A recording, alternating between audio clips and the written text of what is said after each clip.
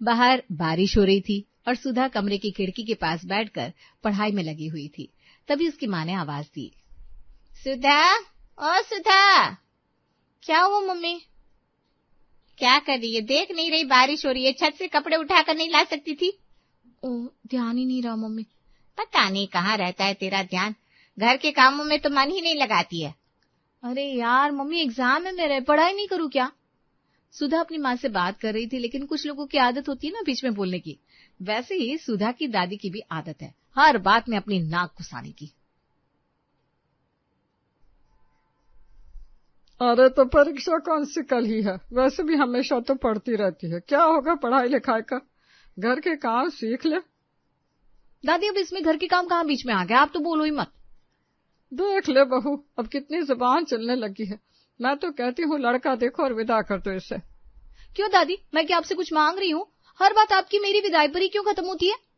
तभी बाहर से भीगते हुए महेंद्र घर में आए और बोले, इतना अच्छा मौसम हो रहा है और तुम लोग बातों में लगे हो, चलो चाय और पकौड़े बना लो। जय सुधा, पापा के लिए चाय पकौड़े बना दे। मम्मी आप बना दो, मुझे पढ़ना है। अरे तो कम से कम प्याज आलू तो काट दे, अकेले अकेले मैं क्या करूंगी? नहीं नहीं, आज ही कलेक्टर बन जाएगी ना तुम्हारी बेटी। शांत हो जाओ दादी, बना दूंगी मैं सब। एक कप चाय मेरे लिए भी। सुधा कमरे से निकलकर किचन में आ जाती है और आलू प्याज की तरफ देखती है। मीरा बस चले ना तो ये आलू प्याज को दादी से बदल दो। महेंद्र हॉल में बैठे हुए थे और बारिश में भीगने की वजह से उन्हें छींकें आने लगी थी। ये आप भीग कैसे गए? छाता तो लेकर गए थे, खो दिया क्या? अरे खोया नहीं है, वो रास्ते में मेरे एक पुराने दोस्त मिल गए, इसी शहर में शिफ्ट हो गए। तो अपना छाता उन्हें दिया है, इतना दानवीर बनने की क्या जरूरत है आपको? अब जुकाम आपको होगा और आप पूरे घर में कर देंगे। अरे मेरी बात तो सुनो, हमेशा अपनी कहती रहती हूँ। बताइए क्या है? उनका ना एक बेटा है, अच्छी नौकरी में है। मैंने अपने सुधा के लिए बात की है और मेरी बात को वो मान भी गए। कल आ रहे सुधा को देखने। बस इतनी सी बात सुनकर सुधा के हाथ से पकौड़े की प्लेट नीचे गिर पड़ी और दादी ने ताने मारने शुरू कर दिए। हाथों में जान नहीं है क्या? एक काम ठीक से नहीं होता इस लड़की से। पापा आप मेरी शादी की बात कर रहे हैं? और कोई कुंवारा दिख रहा है क्या इस घर में? मैं पापा से बात कर रही हूँ, आप पापा हो? नहीं ना? बताओ ना पापा। देखो देखो कैसे बोल रही है तुम्हारी छोरी। नहीं, आज आप ही बता दो, आप पापा हो? पैंट शर्ट कहाँ है आपका? और दाढ़ी कहाँ है, बताओ ना। अरे सुधा क्या हुआ है तुम्हें? पापा आप शादी की बात अभी कैसे कर सकते हैं, अभी तो मेरा फाइनल ईयर लगा है। अरे इतने अच्छे लोग फिर नहीं मिलेंगे, और कौन सा अभी शादी हो जाएगी, रिश्ता कर देंगे बस। अच्छा, बस रिश्ता ही कीजिएगा फिर? हाँ चलो अब चाय दे दो। सुधा चाय और पकोड़े घर वालों को खिलाकर अपने कमरे में आ जाती है। तभी दरवाजे की घंटी बजती है। सुधा जरा देख तो कौन है? चैन से बैठने को भी नहीं मिलता, अभी कौन आ गया? सुधा ने दरवाजा खोला तो उसकी सहेली प्रीति मिठाई का डिब्बा लिए सामने खड़ी थी। अरे तू क्या हुआ, और बिना बताए कैसे आ गई घर?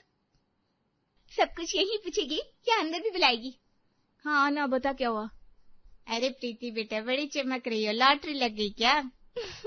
ऐसे समझो आंटी, मेरी शादी पक्की हो गई और लड़का सरकारी नौकरी में है। अरे वाह, बहुत बढ़िया बेटा, बहुत बढ़िया, सही टाइम पर शादी कर रही हो। अपनी सहेली को भी कुछ सिखाओ। लेकिन एग्जाम का क्या? 2 महीने बाद तो एग्जाम है ना। अरे अब क्या जरूरत, जितना पढ़ना लिखना था पढ़ लिया, अब तो घूमूंगी फिरूंगी नाचूंगी गाऊंगी, अब मजे करूंगी। एक ही तो साल था, पढ़ाई पूरी कर लेती। अरे आप क्या पट्टी पढ़ा रही है उसे? मैं तो बेटा तेरे साथ हूँ, अच्छा सोचा तूने। दादी ये आपकी सहेली है, आपकी सहेलियों के बीच में मैं बोलती हूँ क्या? आपको बात करनी है प्रीति, तू ही बात कर ले दादी से, और सीख भी लेना इनसे घर परिवार की बातें। बात बात पर चिढ़ जाती है ये लड़की, पता नहीं ससुराल में कैसे रहेगा। ये घर कौन सा मायका लगता है, ससुराल जैसा ही तो बना रखा है आपने, बात बात पर ताने। अरे आप लोग लड़ो मत, अगले महीने शादी है मेरी, सबको आना है, अब मैं चलती हूँ। प्रीति वहां से चली जाती है और सुधा मन ही मन कहती है, पढ़ाई पूरी किए बिना मैं कहीं नहीं जाऊंगी, चाहे कुछ भी हो जाए। अगले दिन सुधा को देखने लड़के वाले आते हैं और उसके घर वाले बड़े ही जोरों शोरों से उनका स्वागत करते हैं। इनसे मिलो, ये है मेरे दोस्त और उनका बेटा विशाल, बेटी प्रिया और उनकी पत्नी। ये क्या है, ये तो पूरी बारात लेकर आ गए। अरे भाई साहब, ये सब तो होता रहेगा, पहले आप लड़की को तो बुलाइए। सुधा बेटा बाहर आओ। आई पापा। सुधा फिल्मों की तरह हाथ में चाय की ट्रे लेकर आती है और सभी के साथ बैठ जाती है। देखो जी, हमारा विशाल ना बड़ा ही सीधा साधा है, ना कुछ खाना ना पीना, ऊपर से मंदिर भी जाता है। अच्छे संस्कार दिए आपने। विशाल बेटा, कुछ बात करनी हो तो कर लो। सुधा, घर दिखाओ विशाल को। सुधा विशाल को अपना घर दिखाने लगती है। तभी विशाल रुक कर पूछता है, आपको शादी के बाद क्या उम्मीदें हैं? उम्मीदें तो कुछ ज्यादा नहीं है, लेकिन अभी मेरा फाइनल ईयर चल रहा है, मुझे पढ़ाई करनी है, मैं एग्जाम के बाद शादी करूंगी। अच्छा, ठीक है, कोई बात नहीं। विशाल और सुधा इतनी सी बात करते हैं और विशाल वापस आकर अपनी माँ के कान में कुछ कहता है। ठीक है भाई साहब, हमें आपकी लड़की तो बहुत पसंद आई, लेकिन सोचने के लिए थोड़ा वक्त चाहिए, बाकी की बातें हम फोन पर कर लेंगे। ठीक है, जैसा आप ठीक समझे। मैं तो चाहता हूँ ये दोस्ती रिश्तेदारी में बदल जाए। विशाल का परिवार वहां से चला जाता है और उनके जाते ही घर की विपक्ष पार्टी की अध्यक्ष दादी जी बोलती है, मुझे विशाल का चेहरा कुछ बदला हुआ लग रहा था, कहीं इसने अकेले में कुछ कह तो नहीं दिया? कैसी बात करी माँ जी, सुधा क्यों कुछ कहेगी? क्या सुधा, तू कुछ बोली है क्या विशाल को? नहीं तो मम्मी, मैं क्या बोलूंगी? भाई तो मेरी बेटी ऐसी थोड़ी ना है। मैं पढ़ने जा रही हूँ। सुधा अपने कमरे में आ गई और परीक्षा की तैयारी में लग गई। अगले दिन महेंद्र भागते हुए घर वापस आए और आते ही सुधा को बोलने लगे, सुधा, सुधा, ओ सुधा। अरे क्या हुआ, कौन सा पहाड़ टूट गया? अरे सुधा को बुलाओ, कहाँ है? छत पर गई है। सुधा नीचे आ, पापा बुला रहे हैं। क्या हुआ पापा? तुमने कल क्या बोला विशाल को? क्या बोला? क्या मतलब? मैंने कहा ही था इसने कुछ न कुछ बोला है, तभी तो अचानक से चले गए सब। क्या हुआ है? मेरा जी घबरा रहा है, आप कुछ बोलिए ना। वो लोग रिश्ते के लिए मना कर रहे हैं, कह रहे थे पहले बेटी को पढ़ा लिखा लो, उसके बाद ही कर लेना शादी। अरे क्या मतलब? मतलब सुधा से पूछ, और क्या? सुधा बता ना, क्या बोला तूने? उन लोगों ने रिश्ते को मना क्यों कर दिया? नहीं मम्मी, मैंने बस इतना कहा था कि 1 साल की पढ़ाई रह गई है मेरी, वो पूरी करूंगी मैं। वाह, अरे फिर 1 साल बाद बोलोगी आगे पढ़ना है? अभी इतनी पढ़ाई तो बड़ी मुश्किल से हो पाई है, फिर आगे की पढ़ाई का खर्चा कैसे होगा? पापा तो क्या पढ़ाई छोड़ दो? अरे पढ़ाई मत छोड़ो, हमारे पास इतना भी पैसा नहीं है कि आगे पढ़ाई करवाएं। पता है उन लोगों ने क्या कहा? क्या? उन्होंने कहा कि हमारी बेटे की तो अच्छी नौकरी लगी हुई है, 1 साल में तो बहुत अच्छे रिश्ते आएंगे, पढ़ाई पूरी होने के लिए थोड़ी ना बैठे रहेंगे। बताओ, इस लड़की ने अच्छे खासे रिश्ते को लात मार दी। वही तो, मुझे लगा था मेरी बेटी मेरी बात मानेगी। विशाल जैसा लड़का हम दोबारा ढूंढ नहीं पाएंगे। मेरे पास एक उपाय है। क्या? मम्मी मैं पढ़ाई छोड़कर शादी नहीं करूंगी। अरे तो कौन तुझे पढ़ाई छोड़ने को कह रहा है? तू एक काम कर। क्या? देखो लड़कियां तो शादी के बाद भी पढ़ती रहती है, ससुराल जाके पढ़ाई कर लेना। वो लोग पढ़ाएंगे? और नहीं तो क्या, पैसे हैं उनके पास, जितना बोलोगी उतना पढ़ा देंगे। सुधा को अपने मम्मी पापा की बात समझ में आ जाती है और वो शादी के लिए हाँ कर देती है। लेकिन मेरी एक शर्त है। क्या? यही कि अभी 2 महीने बाद मेरी परीक्षा हो जाए, उसके बाद शादी करूंगी। हाँ, मैं बात कर लूँ। महेंद्र विशाल की माँ को फोन लगाता है। कहिए भाई साहब, कुछ बात बनी? जी, मेरी बेटी तो शादी के लिए तैयार है, आप लोग चिंता मत कीजिए। बस वो चाहती है कि शादी 2 महीने बाद हो। भाई साहब आप झूठ मानेंगे, लेकिन सच तो है कि हमने विशाल की कुंडली दिखवाई है। 2 महीने बाद मतलब शादी का मुहूर्त ना सीधा 2 साल के बाद है। तो इसका उपाय क्या है फिर? एक ही उपाय है, चटमंगनी पट ब्याह। मंजूर हो तो बोलो, नहीं तो हम और लड़कियां देखा है। अरे बिल्कुल बिल्कुल मंजूर है हमें। ठीक है, फिर तैयारियां शुरू कीजिए। महेंद्र फोन रख देते हैं और सुधा उनकी तरफ देखती है। कुछ बोलिए ना पापा। उन्हें शादी इसी महीने करनी है, चलो तैयारियां शुरू करते हैं। लेकिन पापा। अरे पेपर शादी के बाद दे देना। हाँ और नहीं तो क्या, पढ़ाई तो हो जाएगी, लेकिन ऐसा लड़का नहीं मिलेगा फिर, इसे हाथ से जाने मत दो। सुधा अपने मम्मी पापा से कुछ नहीं कह पाई और उसकी शादी विशाल से हो गई। वो अपने ससुराल आ चुकी थी। बैग में से किताबें निकालकर वो कमरे में यहाँ वहां देखने लगी। क्या हुआ, तुम यहाँ वहां क्या ढूंढने लगी हो? जी वो मैं अपनी किताबें कहाँ लगाऊं वो सोच रही हूँ। अरे रख दो कहीं भी, अभी कौन सा तुम पढ़ाई करोगी? मेरी एग्जाम है ना अगले महीने, इसलिए पढ़ाई तो करनी है। हाँ तो भी ऐसे बीच में लेकर तो खड़ी नहीं रहोगे। एक काम करती हूँ, ननद जी के कमरे में रख देती हूँ। प्रिया अपनी किताबों के साथ ननद प्रिया के कमरे में आ जाती है। क्या हुआ भाभी, ये रद्दी कहाँ लेकर जा रही हो? अरे ये मेरी किताबें हैं, आपकी कमरे में जगह है, रख दूं वहाँ? अरे नहीं भाभी, मेरे पास मेरी किताबें काफी है, आप कहीं और रख लो। सुधा अपनी किताबें लेकर कमरे में वापस आ जाती है और एक कोना देकर वहीं किताबें लगा देती है। इस घर में तो मेरी किताबों को जगह ही नहीं मिल रही, पढ़ाई को क्या ही मिलेगी। बहू, जी मम्मी जी। बहू जरा चाय नाश्ता बना दो, कुछ मेहमान आए हैं, और उसके बाद खाना भी। ठीक है मम्मी जी। वो किचन में आ जाती है और चाय नाश्ते के साथ खाना बनाने लगती है। मम्मी जी खाने में कुछ और बनाना है? बहू जब ये लोग खाना खाए तब गरम गरम ही रोटियां सेक देना। ठीक है मम्मी जी। वो किचन में आती है, तभी उसके दिमाग में एक आइडिया आता है। ऐसे तो पढ़ाई का टाइम मिलेगा नहीं, किचन में ही किताब ले आती हूँ, कम से कम पढ़ाई तो कर लूंगी। सुधा अपनी किताब लेकर किचन में आ जाती है और पढ़ाई करने लगती है, लेकिन पढ़ाई में वो इतना खो जाती है कि दूध बाहर फैल जाता है।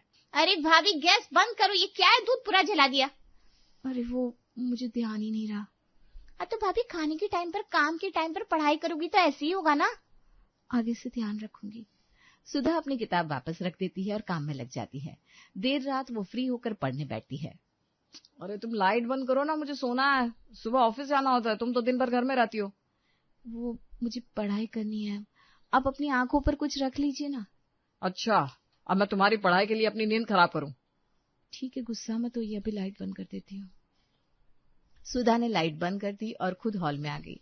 वो हॉल में बैठकर पढ़ाई कर रही थी कि उसकी सासू माँ आई। इतनी रात में क्या कर रही है? टाइम से सोना नहीं है क्या? मम्मी जी वो पढ़ाई, अब एग्जाम में टाइम ही कितना रह गया है। ठीक है। अच्छा मैं क्या बोल रही थी, सुबह जल्दी उठकर भोग बना देना। विशाल की शादी हो गई है तो मैं भी फ्री हूँ, मंदिर जाया करूंगी रोज। ठीक है मम्मी जी, बना दूंगी। सुधा देर रात तक पढ़ाई करती रही और सुबह उसकी नींद मम्मी जी की आवाज सुनकर खुली। क्या हुआ मम्मी जी, आप गुस्से में लग रही हो? बहू मैंने कल रात में क्या कहा था, सुबह उठकर भोग बना देना। ये क्या तुम अब तक सो रही हो? वो मम्मी जी पढ़ाई करते हुए देर हो गई ना तो लेट सोई। अरे तो पढ़ाई का मना नहीं किया है, लेकिन घर के काम भी तो देखो बहू। जी मम्मी जी समझ गई, अभी भोग बनाती हूँ। रहने दो, कल से बनाना, अब नाश्ते का टाइम हो गया है। जी मम्मी जी। सुधा उठी और तैयार होकर बाहर आ गई। उसने नाश्ता बनाया और सभी को दिया। जब सब लोग नाश्ते के लिए बैठे हुए थे तब उसने कहा, मम्मी जी वो। क्या बहू? वो मुझे एग्जाम फीस बनी है कॉलेज में, पैसे चाहिए। हाँ तो बहू पैसे अपने पति से ले। मम्मी जी आपके हाथ में रहता है ना सब, इसलिए आपसे कहा। विशाल जी आप सुन रहे हैं ना, लास्ट डेट परसों की है। हाँ दे दूंगा। लास्ट डेट का क्या है, वो तो बढ़ जाएगी। मेरी परीक्षा मिस ना हो जाए। ये क्या है इतना नमक? बहू पराठे आलू के है या नमक के? कितना नमक डाला है? जा कुछ और बना कर ला। जी अभी लाती हूँ मम्मी जी। सुधा दोबारा पराठे बनाने चली जाती है। फीस की बात हवा में उड़ जाती है। 2 दिन बाद एग्जाम फीस भरने का आज आखिरी दिन था। सुधा कमरे में यहाँ वहां टहल रही थी, तभी उसने विशाल को फोन किया। क्या है, मीटिंग में हूँ, क्या कॉल पर कॉल कर रही हो? वो फीस भरनी है, आप पैसे देकर नहीं गए। अरे मम्मी को बोलो यार। सुधा अपनी सास के पास आती है। मम्मी जी फीस भरनी है, पैसे दीजिए ना। बहू पैसे मेरे पास नहीं है, और अभी तो घर का, राशन का, बिजली पानी का सबका बिल दिया है, पैसे कहाँ से होंगे? तो फिर किससे मांगू मैं? सुधा अपनी ननद के पास जाती है। दीदी कुछ पैसे होंगे आपके पास, मुझे एग्जाम फीस भरनी है। कब तक वापस करोगी आप? जैसे ही मुझे मिल जाएंगे वैसे ही। ठीक है। सुधा अपनी ननद से पैसे लेकर जाती है और एग्जाम फॉर्म भर देती है। लेकिन कहते हैं ना, मदद भी किसी न किसी वजह से ही करते हैं लोग। भाभी मेरा असाइनमेंट लिख दीजिए। लेकिन मेरी एग्जाम है कल। अरे भाभी पूरा टाइम पढ़ती हो, थोड़ी हेल्प कर दो ना, मैंने भी तो की थी आपकी हेल्प। ठीक है लीजिए। सुधा की पूरी रात अपनी ननद के असाइनमेंट लिखने में चली जाती है और अगले दिन वो परीक्षा के लिए तैयार होती है। कहाँ जा रही हो बहू? मम्मी जी एग्जाम है ना। तो बहू नाश्ता पानी है, हम एग्जाम के लिए रोक नहीं रहे, लेकिन काम करके जाओ। एग्जाम था तो सुबह जल्दी बनाकर जाती। अभी बना देती हूँ मम्मी जी, खाना आकर बना दूंगी। सुधा जल्दी जल्दी नाश्ता बनाती है और घर से निकल जाती है। उसकी परीक्षाएं जैसे तैसे धक्का मारते हुए खत्म होती है और 6 महीने बाद उसकी फाइनल परीक्षा आती है। इस बार बहुत मन लगा के पढ़ाई करनी पड़ेगी, पिछली बार की तरह नहीं होने दूंगी। क्या हुआ बहू, क्यों बड़बड़ाती रहती हो? कुछ नहीं मम्मी जी, वो बस 1 हफ्ते बाद पेपर है ना, 3 दिन में एग्जाम फीस बनी है। अच्छा मैं ये कहने आई थी कि मामा जी के यहाँ चलना है, उनके लड़के की शादी है कल। मम्मी जी अभी तो एक एक पल कीमती है, मैं शादी में नहीं आ पाऊंगी। अरे कैसी बात कर रही हो बहू, तुम्हारी नई नई शादी हुई है, मैं अकेले गई तो सब मुझसे सवाल करेंगे। तुमको चलना ही होगा, मुझे कुछ नहीं सुनना, पेपर अगले हफ्ते है। ठीक है मम्मी जी, चलूंगी। सुधा को रिश्तेदार के यहाँ जाना पड़ता है और एक की जगह 2 दिन वहीं लग जाते हैं। मम्मी जी फीस भरनी है, पैसे चाहिए। अरे मैं कहाँ से लाऊं, विशाल से मांगा करो। वो विशाल के पास जाती है। देखो, अगर तुम पैसे मांगने आई हो ना तो ये बहुत ही गलत टाइम है। अभी मम्मी की दवाइयाँ, छोटे की पढ़ाई लिखाई, घर के खर्चों में बहुत पैसा लगा है। अभी कुछ नहीं है मेरे पास। तो मेरी फीस कैसे भरी जाएगी? अरे मुझे क्या पता, मेरा दिमाग अभी बहुत खराब है। सुधा अपनी ननद के पास जाती है। दीदी फीस भरनी है, पैसे हैं आपके पास? भाभी 6 महीने पहले जो दिए थे वो तो वापस लौटाओ। सब इकट्ठा दे दूंगी। भाभी बहुत मेहनत से आता है पैसा, मैं कोचिंग पढ़ा पढ़ा कर कमा रही हूँ, आप भी कमा लो। पर अभी अचानक से कहाँ से कमा लूं? मुझे नहीं पता, मैं नहीं दे पाऊंगी। सुधा सब जगह से हार कर वापस आ जाती है और अपना फोन देखती है। पहले उसने सोचा पापा को कॉल करे, लेकिन फिर न जाने उसके दिमाग में क्या आया, उसने फोन एक तरफ रख दिया। कहते थे ससुराल वाले पढ़ा देंगे, ना तो वो पढ़ा पा रहे हैं ना पढ़ने देते हैं। किताब उठाते ही बहू ये बहू वो, और अब फीस के पैसे नहीं है, मुझे पढ़ना ही नहीं अब। सुधा मन ही मन खुद से बातें कर रही थी कि उसकी सास की आवाज आई। बहू मौसम खराब है, छत से कपड़े उठा ला। जा रही हूँ मम्मी जी। सुधा की छत पर जाते ही पानी बरसने लगा और वो भीगने लगी। उसका मन दुखी था, जैसे पानी उसके ऊपर नहीं बल्कि उसकी पढ़ाई पर फिर रहा था। ये कपड़े उठाते उठाते ही जिंदगी निकल जाएगी मेरी। खुशकिस्मत है वो लड़कियां जिनके घर वाले, ससुराल वाले और पति सपोर्ट करते हैं। माँ से भी क्या बोलूं, अब उन्होंने तो सीख देकर ही भेजा था, एडजस्ट कर लेना। बारिश तेज होने पर सुधा ने कपड़े वहीं छोड़ दिए और खुद नीचे आ गई।